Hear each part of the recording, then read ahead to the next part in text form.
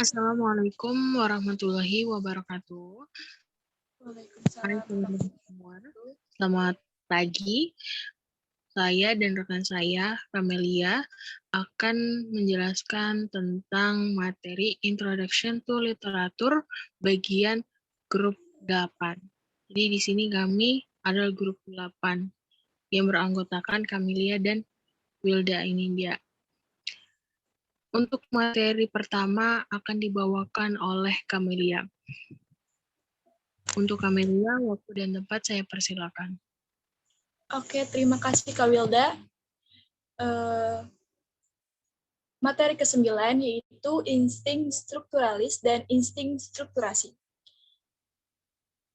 Yaitu adanya dua komponen dalam mitologi yang juga terasa dalam semitopik. Dalam berhadapan dengan kehidupan, strukturalisme juga menemukan dua komponen, yaitu insting strukturalis dan insting strukturasi. Dengan dibekali oleh insting strukturalis, begitu melihat berbagai objek, seorang strukturalis akan langsung mempertanyakan apa gerangan yang berada di balik struktur itu. Ketidaksadaran bersama manusia tanpa disadari manusia sendiri telah dilahirkan mitologi, dan inilah dinamakan insting strukturasi. Insting strukturasi manusia telah melahirkan mitologi, dan inilah dinamakan insting strukturasi. Lanjut.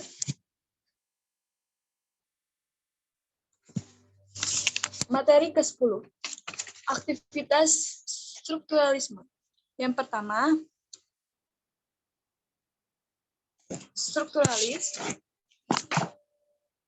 strukturalis pada awalnya mengamati lebih dari satu objek, yaitu tujuannya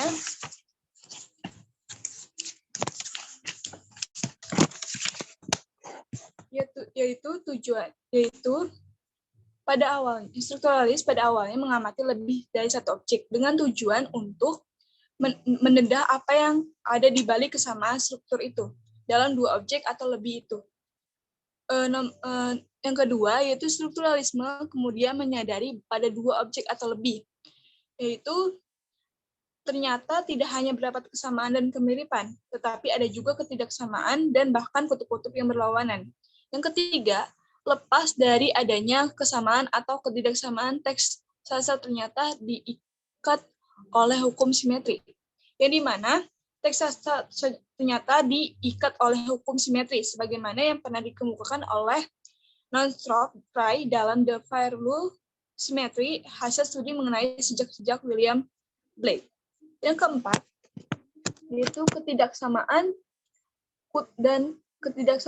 dan kutub-kutub yang berlawanan. Inilah yang kemudian memunculkan kesadaran akan adanya binary opposition, yaitu memunculkan kesadaran akan adanya binary opposition, kehidupan kayak siang dan malam, kanan dan kiri, bawah atas, kuat lemah, laki-laki perempuan, dan lain-lain.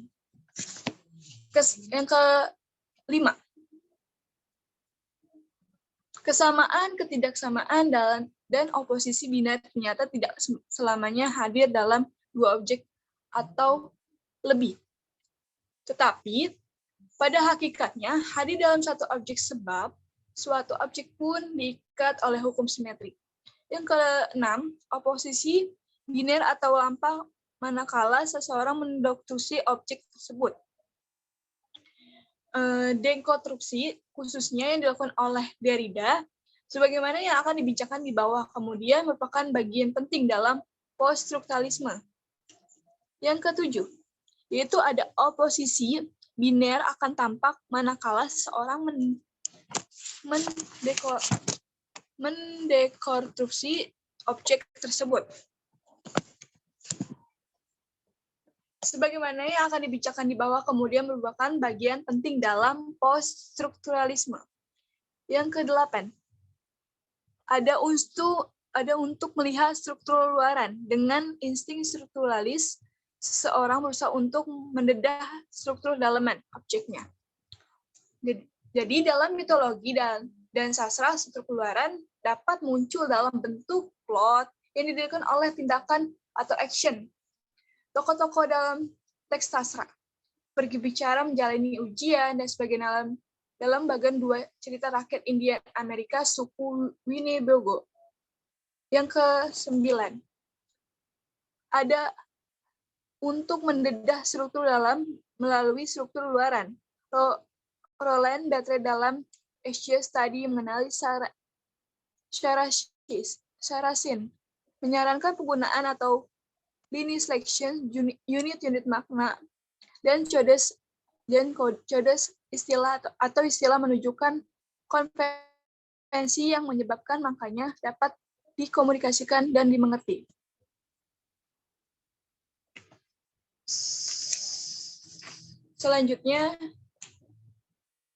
Selanjutnya dijelaskan oleh Kak Wilda. Kak Wilda, waktu dan tempat saya persilakan.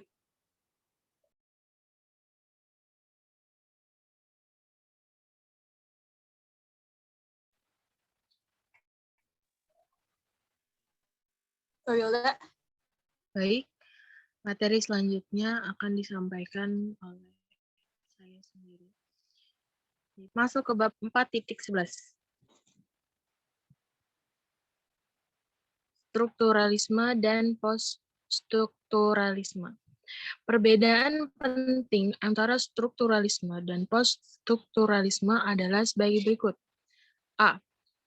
Strukturalisme menerima pendapat Ferdinand de Saussure bahwa kendati hubungan antara signifier dan signified arbitrary, hubungannya ini stabil. Yang B. Poststrukturalisme sebaiknya membantah anggapan strukturalisme mengenai koherensi antara struktur luar dan struktur dalaman. Yang C, strukturalisme dengan demikian menunjukkan kesatuan dan koherensi teks, sedangkan poststrukturalisme menunjukkan disunity, maksudnya ketidaksatuan dan dikoherensi teks. Yang D, strukturalisme berusaha untuk menemukan simetri antara kiri dan kanan. Next slide. Ke materi selanjutnya yaitu poin 4.12. Tumpang tindih strukturalisme dan new criticism strukturalisme. Ada ketidakpuasan terhadap new criticism menuntut strukturalisme. New criticism tidak mempunyai landasan yang kuat. Ternyata strukturalisme sendiri pun berkembang menjadi kabur, sehingga dalam hal-hal tertentu, strukturalisme hanya sekedar mengikuti dari menduplikasi new criticism.